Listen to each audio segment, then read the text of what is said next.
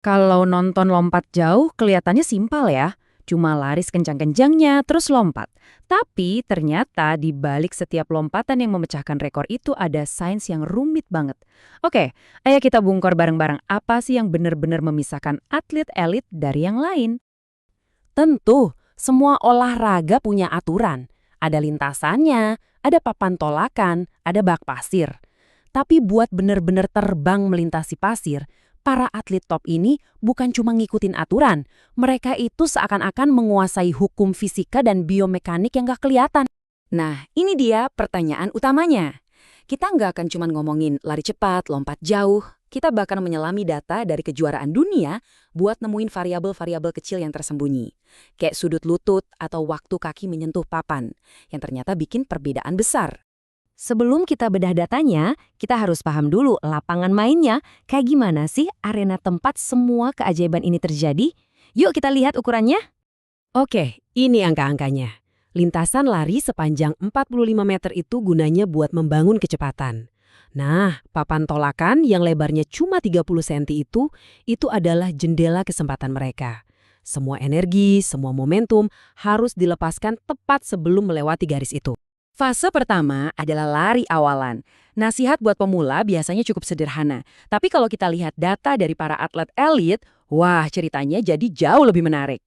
Nah, menurut bola.net, pemula itu sering banget bikin kesalahan-kesalahan ini. Mereka ragu-ragu, larinya jadi pelan pas dekat papan tolakan, atau terlalu khawatir bakal foul, jadi momentum krusialnya hilang deh. Nasihatnya sih jelas, jaga kecepatanmu. Jangan melambat. Kedengarannya masuk akal banget kan? Tapi di level olahraga elit, setiap nasihat itu harus ada buktinya, harus ada datanya. Untungnya sebuah studi yang menganalisis para atlet di kejuaraan dunia ngasih kita jawabannya.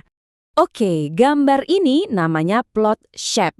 Gampangnya gini deh, ini adalah cara visual buat ngelihat faktor apa aja yang punya dampak paling besar ke sebuah lompatan. Semakin jauh titiknya dari garis tengah, artinya faktor itu semakin krusial. Dan coba lihat apa yang ada di paling atas buat atlet pria. VS1.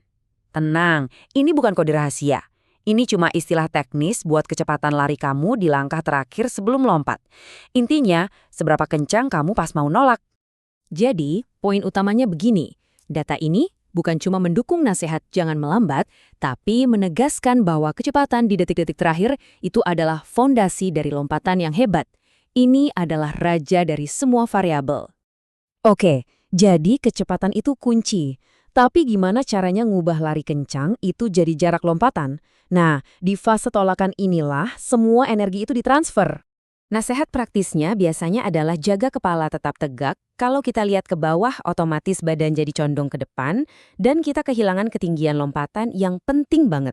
Tapi sekali lagi buat para elit, ada detail yang lebih dalam dari itu. Nah, ini dia detail kecil yang bikin perbedaan besar. Bukan cuma soal nggak ngeliat ke bawah, tapi tentang gimana kaki tumpuan mereka berinteraksi dengan papan tolakan pas mereka napak. Para peneliti mengukur A-knee and TD, yang artinya sudut lutut pas kaki napak di papan. Semakin tinggi angkanya, berarti kakinya semakin lurus. Terus, kenapa ini penting? Karena penelitian menemukan angka ajaib untuk atlet pria elit, 169 derajat. Ini bukan angka sembarangan, ini adalah sebuah ambang batas. Dan ini penjelasannya. Kaki yang lebih lurus dan kaku pas napak di papan itu fungsinya kayak pegas yang lebih efisien. Dia bisa mentransfer semua kecepatan lari tadi jadi ledakan tenaga ke atas. Ini adalah faktor terpenting kedua setelah kecepatan untuk para atlet pria. Kita udah lari, kita udah lompat, sekarang waktunya mendarat. Dan disinilah ceritanya jadi menarik banget. Terutama kalau kita bandingin antara atlet pria dan wanita. Buat pemula, tujuannya pas mendarat itu sederhana. Jangan sampai kehilangan jarak. Jatuh ke belakang misalnya, itu bisa ngurangin hasil lompatan beberapa senti yang berharga. Tapi buat atlet wanita elit, pendaratan itu bukan cuma soal menghindari kesalahan. Nah, ini dia perbedaannya. Kalau untuk pria, tadi faktor terpenting keduanya ada di tolakan.